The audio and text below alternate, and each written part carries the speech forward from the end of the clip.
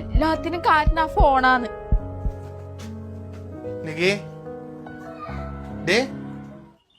എന്തേ നീ എന്തിനു വിഷമിച്ചിരിക്കുന്നല്ലോ? ഓപ്പ മോളെ സ്കൂളിൽ നിന്ന് മിസ് വിളിച്ചിട്ടുണ്ടായിരുന്നു. എന്നിട്ട് മോള് ഇപ്പൊ ക്ലാസ്സിലൊന്നും ശ്രദ്ധിക്കുന്നില്ല, എക്സാമിനെല്ലാം മാർക്ക് കുറവാണ് എന്നല്ല മിസ് പറയുന്നത്. ഇപ്പൊ നല്ലോണം പഠിക്കുന്ന കുട്ടിയല്ലേ, എന്താ പറ്റിയേ? അറിയില്ല, വേറെ എവിടെയല്ലോ ആണ് ശ്രദ്ധ. എല്ലാത്തിനും കാരണം ആ ഫോണാന്ന് ഒപ്പേ. ഞാൻ പറഞ്ഞില്ലേ കുറച്ച് ദിവസമായിട്ട് ഫോണിൽ കളി നല്ലോണം കൂടുതലാന്ന്. അതന്നെ, ഇപ്പൊ എന്തെല്ലോ ഗെയിം എല്ലാം കേറ്റിട്ട് എപ്പോഴും കളി തന്നെ. ഞാൻ പറഞ്ഞാലൊന്നും കേക്കൂല. അല്ല നീ ഒരു കാര്യം ചെയ്യ്, ഇനി ഫോൺ കൊടുക്കാൻ നിൽക്കണ്ട. വൈകിട്ട് സ്കൂളിൽ വരുമ്പോൾ പറഞ്ഞ അച്ഛ ഉച്ചക്ക് വന്നപ്പോ ഫോൺ എടുത്ത് പോയി എന്ന് പറഞ്ഞേ കേട്ടാ. ഫോൺ അയക്കാൻ കൊടുത്തെന്നാ ഞാൻ ഷോപ്പിൽ കൊണ്ട് വെച്ചെന്നിട്ട് പറഞ്ഞു. മതി, അങ്ങനെ മതി, ഇനി ഫോൺ കൊടുക്കണ്ട. ഫോൺ കൊടുക്കുന്നോണ്ടാണ് പ്രശ്നം. നമ്മള് തന്നെ ഈ ഫോൺ കൊടുത്തിട്ട് കൊച്ചിനെ ഇങ്ങനെ ആക്കിയത്. നീ പറഞ്ഞാ വേണ്ടേ? നിനക്ക് അത് ശ്രദ്ധിച്ചാ പോരെ. നീ അല്ലേ വീട്ടിലിരിക്കുന്ന ആള്, നിനക്ക് എപ്പോഴും നോക്കിക്കൂടെ? ഞാൻ എവിടെയും പോകുമ്പോ എനിക്ക് കൊച്ചിനെ നോക്കാൻ പറ്റും എപ്പോഴും?